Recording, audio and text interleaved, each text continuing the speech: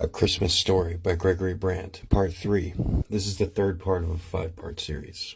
I left the sportsbook section of the Tropicana Casino Hotel at about dusk. It was Christmas Day 2011, and I had just lost the $30 or so my brother had wired me earlier that day. I had never felt so low. I had put all my hope on that day's basketball games, and I had lost everything, including hope. When an optimist loses hope and feels down, he feels real down, especially if he's a manic depressant. I was sleeping in my car, a 1991 Mazda Protege, in the parking lot of the Tropicana Casino. I was humbly parked in between all the RVs. I was bringing down the property values just by being there in my old cheap car. But now that I lost my last $30, I didn't even have the gas to move the car anywhere. Before I left the casino, I grabbed a handful of half-smoked cigarettes from the ashtray. I had not had anything to eat since the hamburger steak the security guard had bought me on Christmas Eve the previous evening. I remember getting back to my car, my old little Mazda Protege, and trying to figure out something to look forward to. I was down to only a few cans of beans in my trunk. One thing was for sure, and that's I wanted out of Las Vegas. I had my sights set on Reno, and I had actually secured a position on an established farm there. The problem was that I was all the way down Las Vegas, and I didn't have enough gas to get to the next street over, let alone across the state of Nevada. But it was, however, something to look forward to.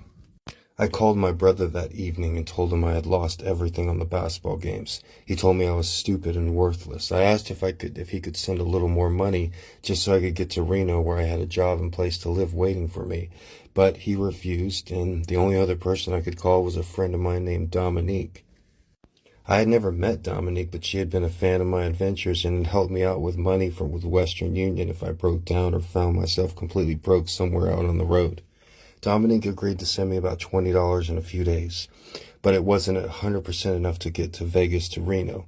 While I was on the phone with my brother, he suggested I try to find a mom-and-pop pizza shop somewhere, maybe in a strip mall in Las Vegas. Go in there, ask to speak to the manager, and tell them I'm interested in delivering flyers on hotels.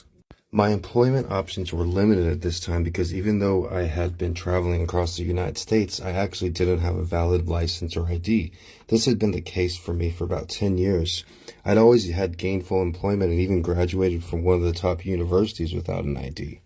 The next day, I walked into the first mom-and-pop pizza shop in a strip mall that I saw.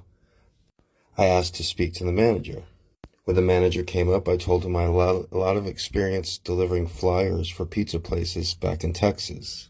He said he was looking for some guys to work on New Year's Eve, putting flyers at all the major casino hotels on the Strip. He said it was a rough job and security would be tough.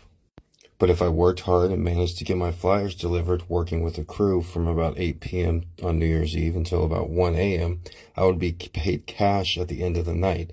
He told me most of the guys walk away with about $100 after doing flyers for those 4 or 5 hours. $100 was basically $1 million to me at that time. It was great news, the best news I could have had. I agreed to come back on New Year's Eve and work. And the manager was so happy he gave me a free slice of pizza. He probably could tell I hadn't eaten in a while. I'll never forget it.